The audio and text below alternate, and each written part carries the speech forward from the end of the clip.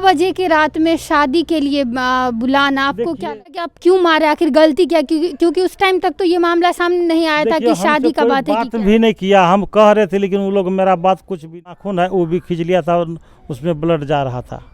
मतलब बता रहे आपकी नाखून खींचा गया था? जी बहुत बेरहमी की तरफ से जब उनको है ना मारा, पहले पूरा अंग उनको तोड़ दिया जहाँ जहाँ गिरा था, ये हाथ का पैर का।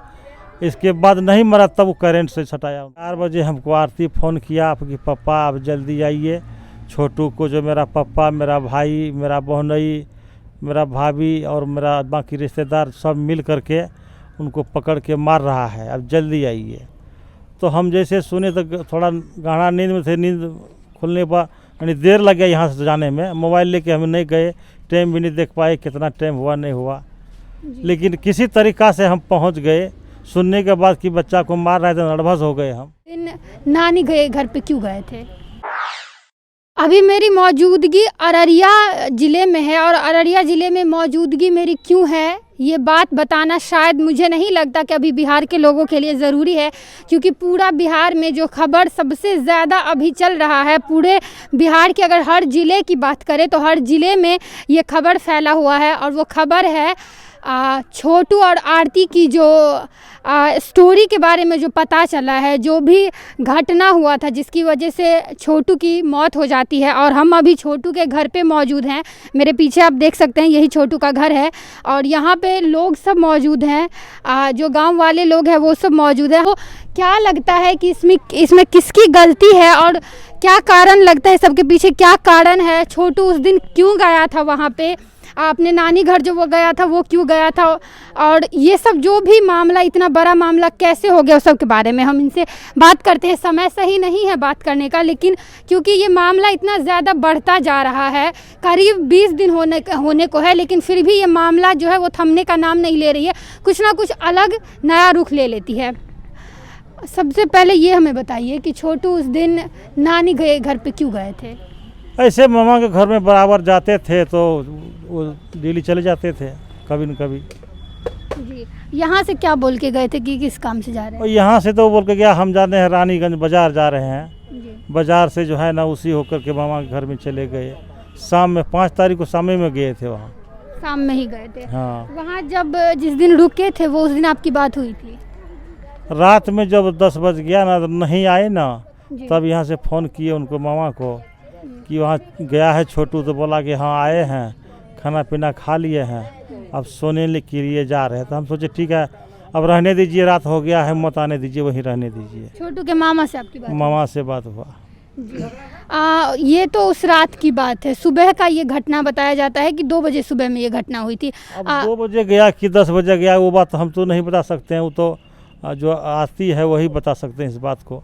जी, आपको ये बात कब पता चला कि उनको इस तरीके से बेरहमी तरीके से मारा? 4 बजे हमको आरती फ़ोन किया आपकी पापा आप जल्दी आइए, छोटू को जो मेरा पापा, मेरा भाई, मेरा बहनई, मेरा भाभी और मेरा बाकी रिश्तेदार सब मिल करके उनको पकड़ के मार रहा है, अब जल्दी आइए। तो हम जैसे सुने तो थोड़ा गाढ़ा नींद में थे, नींद खुलने पर यानी देर लग गया यहाँ से जाने में। मोबाइल लेके हम नहीं गए, टाइम भी नहीं देख पाए कितना टाइम हुआ नहीं हुआ, लेकिन किसी तरीक़ा से हम पहुंच गए। सुनने के बाद कि बच्चा को मार रहे थे नर्वस हो गए हम। इसके बाद वहां पहुंचने पर हम उसके अंगना गए, धीरेन्द्र यादव का, जी आरती के पापा का नाम है धीरेन्द्र यादव जी। उनका अंगना जब पहुंचे तो हम देखने लगे कि कहाँ है, देखिए कि अब बाहर में तो कोई नहीं था और घर का जो दरवाज़ा था गेट वो लगा हुआ था। तो हम सोचे कि गेट खोल के देखते हैं एक बार कि कोई अंदर में तो नहीं है। जैसे गेट खोलने के लिए चाहे तो तब तक मैं धीरेन्द्र यादव इधर सा टीन का घर है उसमें खड़ा हुआ था वो जैसे हम खोलना चाहे कि वो दौड़ के हमारे पर डंडा जो है ना मारना चाहा, डंडा हल्का लग भी गया हमको, तो हम निकल के चले गए दरवाजे पर और दरवाज़ा पर खड़ा जैसे हुए तो इधर बरामदा की तरफ देखते हैं कि खिड़की एक खुला हुआ है। हम सोचते थे अच्छा खिड़की से देखते हैं घर में कोई है कि नहीं, तो बरामदा पर चढ़े हम और खिड़की से देखने लग गए। तो देखते हैं उस घर के अंदर भाई रविकांत यादव, रूबी देवी, पवन यादव, चंदन यादव और मिथिलेश यादव, अरुण यादव, निर्भय यादव सब घर में थे और छोटू को जो है ना सब मिलकर टॉर्चर कर रहा था, मार रहा था। छोटू चिल्ला रहा था किस प्रकार का टॉर्चर किया जा रहा था? उनको मार रहा था डंडा से और रड से, किसी के हाथ में रड था, किसी के हाथ में डंडा था। जी। हाँ, उनको मार रहा था सब, तो वो चिल्ला रहा था। तो हम आवाज़ लगाए, देखिए हम छोटू के पापा आए हैं, आपको जो कहना है हमको कहिए, उनको मत मारिए। लेकिन वो लोग हमारा बात को कोई नहीं सुने। छोटू जो मेरा आवाज़ सुना तो वो रोने लग गया, पापा हमको पहले पानी पिलाइए। तो बहुत हम कोशिश की, देखिए हमको पानी पिलाने दीजिए बच्चा को, लेकिन वो लोग मेरा बात नहीं माने। तो 10 मिनट हम उनसे विनती किए, लेकिन कोई मेरा बात नहीं सुने, क्योंकि वो घर के अंदर था, हम घर की बाहर थे। हम तो खिड़की से बात कर रहे थे ना।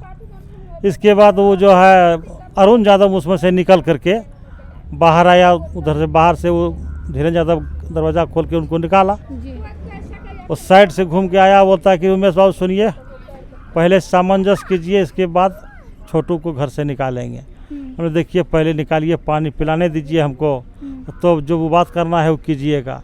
बोला ऐसा नहीं होगा, पहले हमसे बात कीजिए, जिला परिषद को मंगाते हैं, फलना को मंगाते हैं, तब उनको बाहर निकालेंगे। वो जो है ना 15-20 मिनट हमको उलझा के बाहर में रख लिया वो। तब तक में हमारे गांव से लड़का लोग गया तो ये लोग जो है हमसे पूछा नहीं, सीधे अंगना घुस गया। ये लोग धक्का दरवाज़ा में देना लग गया। तो दरवाज़ा में 3-4 धक्का देने के बाद जो है अंदर से जो है ना खुल गया वो। ये लोग अंदर घुस गया, तो अंदर जैसे ये लोग घुसा तो वो लोग सब धीरे धीरे अंदर से निकल गया, बाहर निकल गया। तब तक में एक आदमी हमको कहने चला गया कि आप यहाँ सामंजस्य कर रहे हैं, छोटू तो मर गया है, हम लोग देखे हाथ टेबे हैं, नाड़ी नहीं चल रहा है। हम भी दौड़ कर गए, देखते हैं कि मैं तुरंत हमसे ही पानी मांग रहा था और तुरंत क्या हो गया। तो हम देखते हैं बिजली का करंट का तार उनके शरीर में टच किया हुआ था, और जहाँ जहाँ बिजली का तार सटाया था बिल्कुल काला काला हो गया था, और जो उंगली का जो नाखून है वो भी खींच लिया था, उसमें ब्लड जा रहा था। मतलब बता रहे आपकी नाखून खींचा गया था? जी, बहुत बेरहमी की तरफ से जब उनको है ना मारा, पहले पूरा अंग उनको तोड़ दिया, जहाँ जहाँ गिरा था, ये हाथ का, पैर का। इसके बाद नहीं मरा, तब वो करंट से सटाया उनको। आप बता रहे कि आप बोल रहे थे उनको कि छोड़ देने के लिए छोटू को, तो आपने ये नहीं पूछा कि आप क्यों मारे, आखिर गलती क्या? क्योंकि उस टाइम तक तो ये मामला सामने नहीं आया था कि शादी का बात भी नहीं किया, हम कह रहे थे, लेकिन वो लोग मेरा बात कुछ भी नहीं सुना। मतलब ये भी नहीं बता रहे थे कि उसका गलती क्या है, बस उसको मारे? नहीं, हमसे कुछ नहीं बताया। ये शादी का मामला आ रहा है कि आरती की जो भाभी है वो बता रही थी कि शादी के लिए बुलाई थी। हाँ यार सुनिए ना, आरती ऐसे बोल रहे थे, हम तो हमारे नज़दीक तो नहीं बोला, लेकिन आरती ऐसे बयान दे रहे थे, तो उसी टाइम सुने थे कि आरती बोल रहा था कि मेरा भाभी शादी के लिए उनको बोला था बुलवाइए कि उनका भाभी फ़ोन किया कि आइए, हमारे परिवार में सामंजस्य हो गया है, शादी करा देंगे। तब छोटू उनके कहने पर घर गया था। मतलब इतना बड़ा ये मामला हो जाता है कि, और एक बात 2 बजे के रात में शादी के लिए बुलाना, आपको क्या लगता है? सुनिए, जिनसे अगर मेल रहता है, परिवार में सबसे मिला हुआ रहता है, तो 2 बजे की कभी हो जा सकता है, इसमें कहने का कोई बात नहीं है। लेकिन उनका भाभी के साथ तो कोई मेल मिलाप नहीं था, तो फिर देखिए पूरे परिवार से सबसे जान पहचान था उनका, मतलब उनके परिवार में सबको पता था। हाँ, आरती के कहने से हम बोल रहे हैं कि उस पूरे परिवार से सबसे बातचीत करते थे वो। अच्छा, हम छोटू के सबसे बातचीत करते थे? जी, तो इसीलिए उनकी भाभी से भी उनकी अच्छी खासी बातचीत होती? जी, और बुलाया गया था, ये आपका कहना है ऐसा? जी। उसके बाद आप जब वहाँ पे देखे थे तो उस टाइम पे लेकिन छोटू जिंदा थे? जी, हम कहते हैं ना कि मेरे सामने, आँखों के सामने मार रहा था, तो हम अपने आँखों से उनको देखे ना जिंदा, और मेरे सामने मार रहा था, चिल्ला रहा था वो। मैं एक बेटा का चीख सुना हूँ। मैं समझ सकते हैं कि जब खैर गलती जो भी हो वो सामने आ ही जाएगा कि आखिर गलती किसकी है और क्या गलती है, लेकिन जो एक बेटा खो देता है। ठीक है, अब सब बोल रहे हैं कि इसे रात के क्यों गया, लेकिन रात के जब गया हो तो उनको क्या चाहिए कि उनको जान से हत्या कर देने की? उनको प्रशासन को बुला करके उनको पकड़ा देता। हत्या करने का उनको तो नहीं है कि हत्या कर दें। जी, ये बात बिल्कुल सही कह रहे हैं कि अगर जो भी रीज़न था, लेकिन किसी की हत्या कर देनी बहुत बड़ी बात होती है। रीज़न चाहे जितना भी बड़ा हो, लेकिन आप इस तरीके से बेरहमी से, क्या रीज़न है कोई नहीं जानता है, अभी तक पूरा खुलासा नहीं हो पाया है। हर अलग अलग आरती के जो परिवार है उनका अलग अलग चीज़ कहना है, और छोटू के जो परिवार है उनका अलग चीज़ कहना है। के लिए तो अपने के लिए कुछ सफाई तो बोलबे करेंगे, लेकिन मैं अपनी आँखों से देख रहा हूँ, मैं किसी की आँखों देखा नहीं कह रहे हैं। मैं तो जो अपनी आंख से देख रहा हूँ वही बता रहा हूँ आपको कि ऐसे ऐसे मेरे साथ घटना हुआ है। जी। आरती आपके घर कब आई थी? आरती उसी दिन जब वो डेट हो गया तो एम्बुलेंस मंगाया पुलिस प्रशासन। 10 मिनट के बाद पुलिस प्रशासन आया, उनके बाद एम्बुलेंस मंगाया और उसी एम्बुलेंस पर बैठ करके लाश के साथ में वो भी आरती भी गया था, और वहाँ से मेरे ही घर में चला आया। तो उनके बिहान होकर के बेहोश हो गया, तो उनको पूर्णिया 5-6 दिन उसको लगा इलाज कराने में, हमको आईसीयू में भर्ती था। आईसीयू में भर्ती थी। अभी वो आपके घर में ही जैसा कि उनके न्यू आ रहा है उनकी बातों में कि वो आपके घर ही रह रही है, तो क्या लगता है आपको कि वो आपकी बेटी बन सकती हैं? मैं अपने बेटी बनाकर उनको रखे हैं। अपना जो छोटू बेटा है मैं उनका रूप देख रहा हूँ उसी के अंदर, इसीलिए मैं उनको रखा हूँ, और जो खर्चा होगा उनके ऊपर हम करेंगे। तो इनका आप देख रहे हैं, ये छोटू के पिताजी हैं, और इनका कह रहे हैं कि आंखों देखा मेरा वो हर नज़ारा है जो मैंने देखा था।